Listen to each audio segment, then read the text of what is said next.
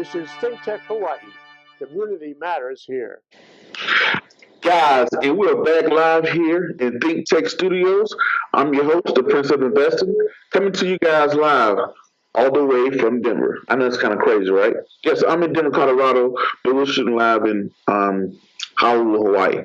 So, guys, don't forget to hit the like, subscribe, comment, and share button, all that other great stuff.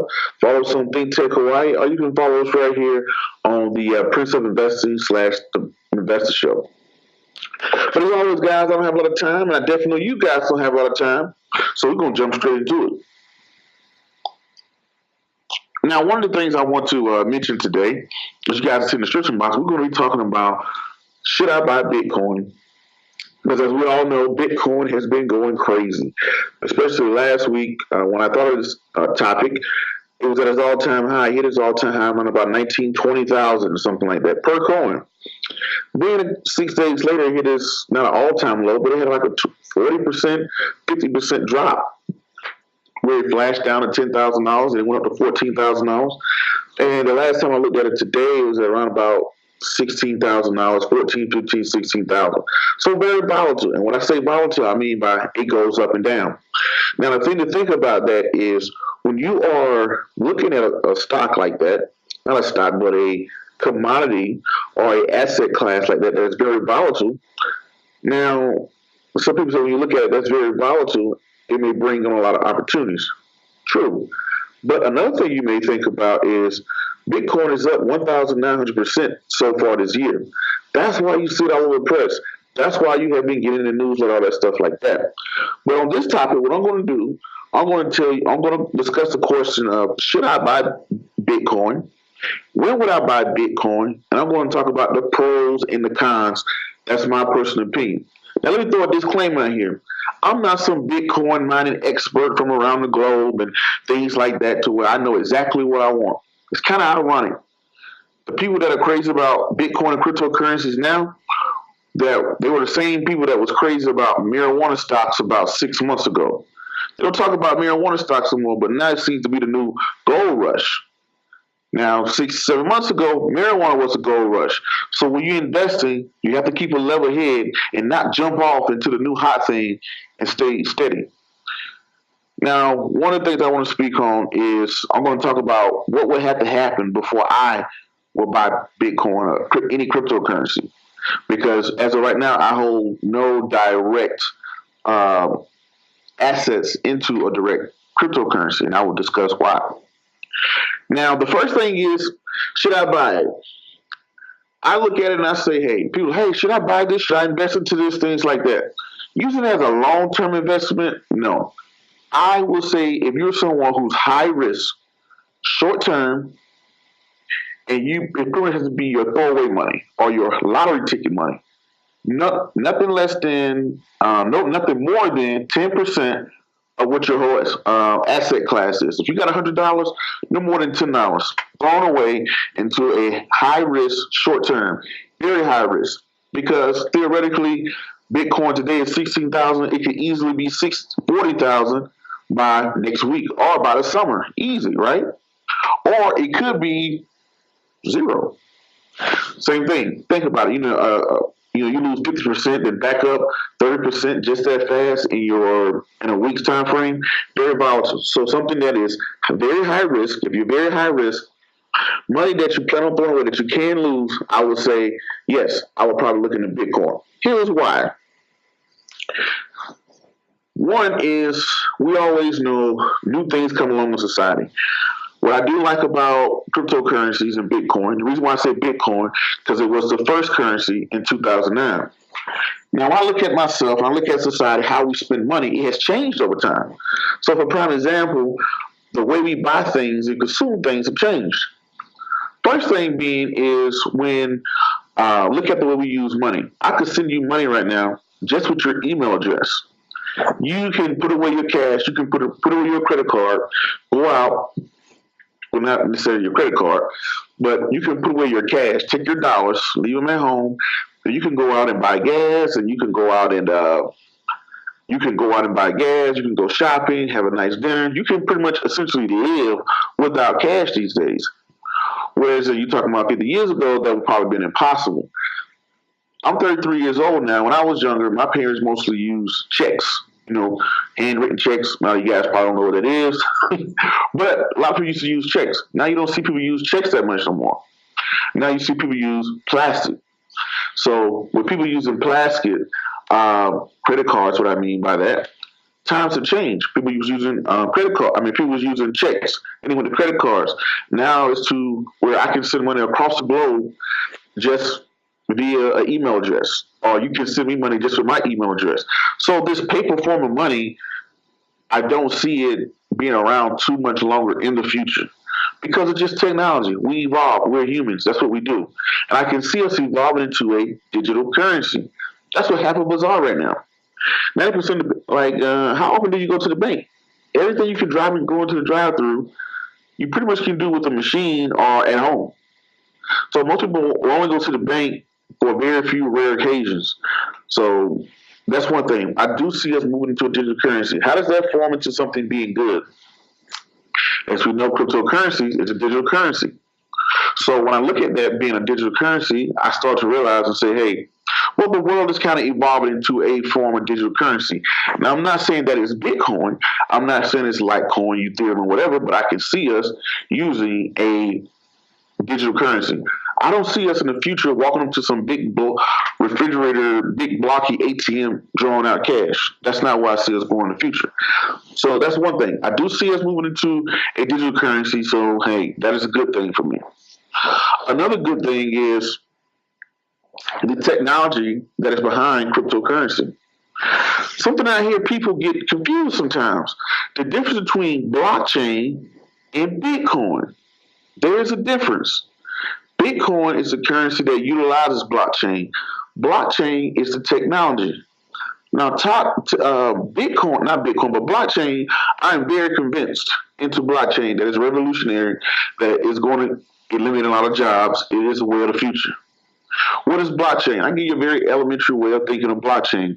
Blockchain is like an automatic ledger, right? It's an automatic ledger of buy and sell, things like that. Whereas it used to, you used to have to have a group of people or entity to say, hey, this person bought this person sold this, and make sure that it was the right thing or whatnot. The blockchain pretty much replaces all of that. It's a good buy and sell that goes back and forth, right? So with that being said, I'm a firm believer in things like accounting, things like finance, things like in government, small business or large business could utilize blockchain and eliminate a lot of people to document things, right? So I'm a big believer into blockchain. If I knew how to invest into blockchain directly, I would do it, right? I believe into that concept because hearing many high-level company CEOs and executives think about how much money they spend on having a group of people or entity keep track of what we buy and sell.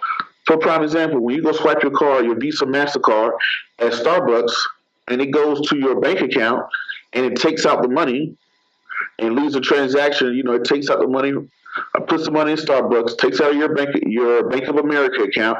Who's doing all that back and forth information? Who's doing all that backdoor information? That is not the bank. That's what I used to think. I was, the bank handles all that. No, usually the bank hires out a third-party entity that takes care of that for them. So with that being said, I can see blockchain, that's $1 billion industry, that those third-party companies, they're $1 billion industry that places all these financial institutions backdoor work. I can see blockchain technology replacing those particular people. Those are the good things. Now, going off into Bitcoin, the reason why Bitcoin became the big thing about Bitcoin was that it removes the middleman. With our current currency, we have the Federal Reserves. The Federal Reserves can print money. The Federal Reserves can draw back on money, right? They're the ones that control the interest rates on money and things like that or whatnot, whatever the case may be. The Federal Reserve. With blockchain, there is no middleman. I'm not with blockchain, but with cryptocurrency, there is no middleman. There's just Bitcoin. So when I go to think about that, that's one of the things that I like about it. Now, we're very positive. It is a negative, right? I told you guys a good thing. I'm going to tell you things I don't like about Bitcoin. And I'm going to get into what's going to need to happen for me to invest or to buy any Bitcoin or cryptocurrency or whatever. The first thing, what if Bitcoin gets hacked? What if it gets hacked? What if somebody, right now they say, oh, it's unhackable. But come on, everybody knows that, well, if you don't know, let me educate you and let you know, anything that a man creates, a human, because women out there that create awesome stuff too, anything that a human creates, another human can uncreate or break it or hack it. That's just a point blank system. Now, granted, it's great technology and great technology, whatever the case may be. You know, it's using quantum bedroom and all these other big fancy terms out there. It's so far advanced, or whatever the case may be. It was the same thing that we said about computers. Computers used to be this big, bulky, expensive thing that only the government could buy. Now, computers have been reduced to this: a phone, a cell phone that can be carried around, compact, that even my 6-year-old son can use, right? That's just called evolution. You evolve. We figure things out. That's what humans do. So right now, yes, it is far-fetched technology, but I guarantee you somebody right now is trying to figure out a way to hack it. Why would someone try to figure out a way to hack it? Because wherever there's money, there's motive. Why would somebody break into the bank? Why would somebody hack into all these different websites? Because there's money there. Look at the market capitalization. What is it, 270 something billion, a million, or whatever the case may be. Don't quote me on that, but it's a large market capitalization. I think it's billion, but you have a large market capitalization. I'm almost positive that it's billion. You have a large market capitalization like that. That's enough motive right there. So what if it is hacked? What if someone hacks into the system and figure out something, does something funky with it? What's going to happen to the value of my cryptocurrency? I'm going to lead you to the next question. That leads me to the next question. Regulation. Who's regulating this market? It's the reason why we had an SEC that regulates our U.S. stock market. Before a stock is listed, it has to go through the SEC. In order to stay listed, it has to go through SEC strenuous process to make sure you're not taking people's money, all that great stuff like that. What happens? Will the SEC regulate it? In my belief system, I think eventually they will. Because right now, if you go into Coinbase, buy a bunch of Bitcoin, make a bunch of money, and transaction into the IRS, how can the IRS track it? They can't track it. They don't know what's going to happen, right? So is it regulated? It's an unregulated black market, right? So we have an unregulated black market. If the SEC gets its hands involved, the federal government gets its hands involved, what's going to happen to the value of my cryptocurrency? Because wouldn't that defeat the purpose of having a cryptocurrency if the government has its hands in it? Right?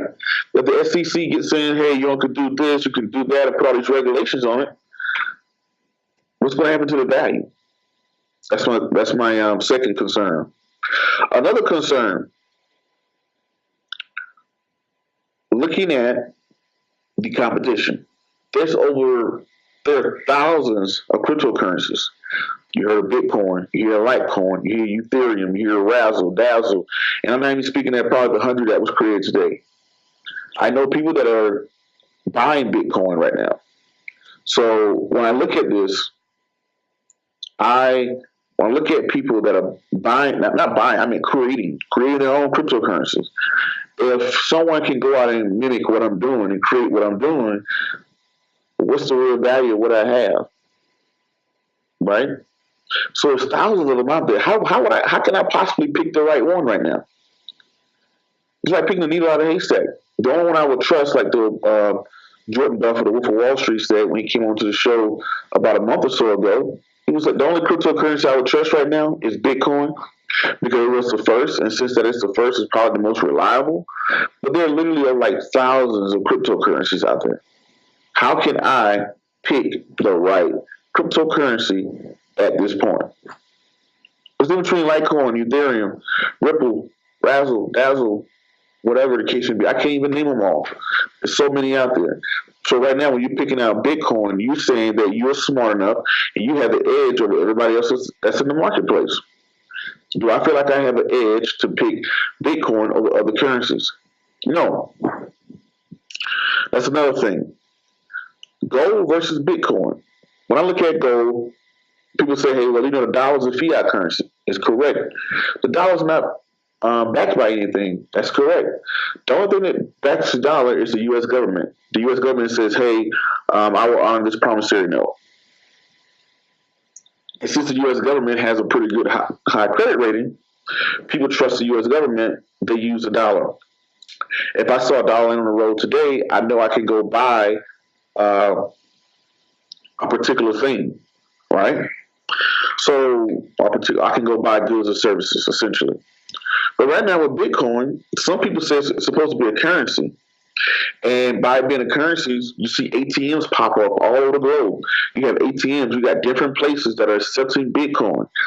But the thing is, just because what makes it trade for $60,000 a day is not because that's the raw value of it. It's just that that's the price someone is willing to pay. Just because something is going up doesn't mean that that's the raw value, right? And the other piece I want to backtrack and go into the SEC. Since you're in an unregulated market, you can have insider trading, market manipulation. What is insider trading? What is market manipulation? How can you do something like that? It's like this, right? I take me and my buddy, John, let's say for example, me and my buddy John, I sell him my cryptocurrencies for $10. He buys it for $10. Now, the last price that's going across the wire is $10 sold to John. So now my currency is worth $10. I buy it back from him for $15. Now, the person who's on the outside, they look at it, they're like, wow, this new thing that Prince Dykes created has a lot of value. Because look, it was at $10, now it's going back to $5. Now John buys it back from me for $30. Now people are like, whoa, it's going from $10 to $30. That's a 300% jump. That is crazy, right? But really, it could be two people manipulating the market. You don't think that happens, you're crazy. That's why they have regulators involved inside the U.S. stock market, and people still get away with it and do it. So in an unregulated market, what do you think they're doing? Everywhere you have money, you have some type of manipulation, or you have some type of corruption. That's just the case. There's nothing against or Bitcoin. That's just everywhere you go, you find money, you find some form of corruption. That's just the second thing. But I don't want to get back off. I don't want to lose track of what I was saying. I wanted to speak about the when you look at the current state of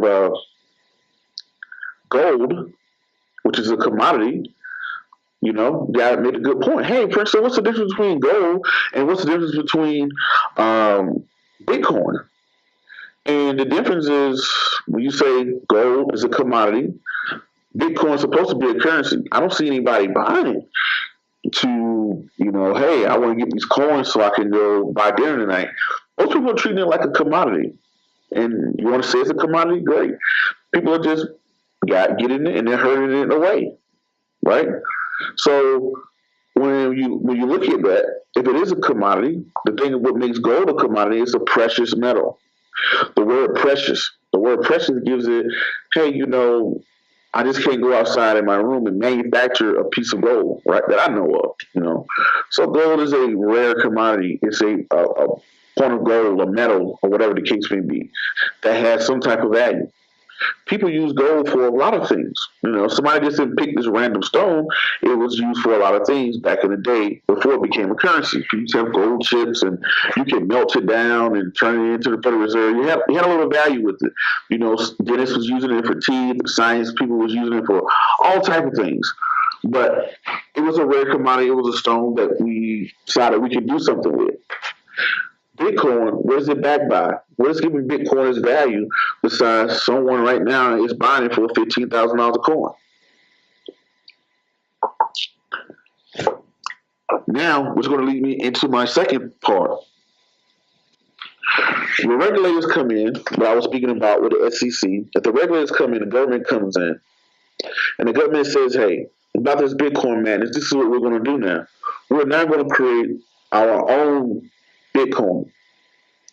We're going to create our currency. If the SEC, the Fed stepped in and they regulated it, now they're regulated, that kind of defeats the purpose of having a blockchain. Or if the federal government came out with a dollar coin and said, hey, this is the accepted currency of our XYZ. We're stopping the federal government for doing that. And if they do that, what's going to happen to the price of, or what's going to happen to the value of my Bitcoin or my cryptocurrency? Those are questions I have that a lot of people can't ask. What's stopping the SEC from creating its own cryptocurrency? What's stopping the SEC from regulating the cryptocurrency market here in the U.S.?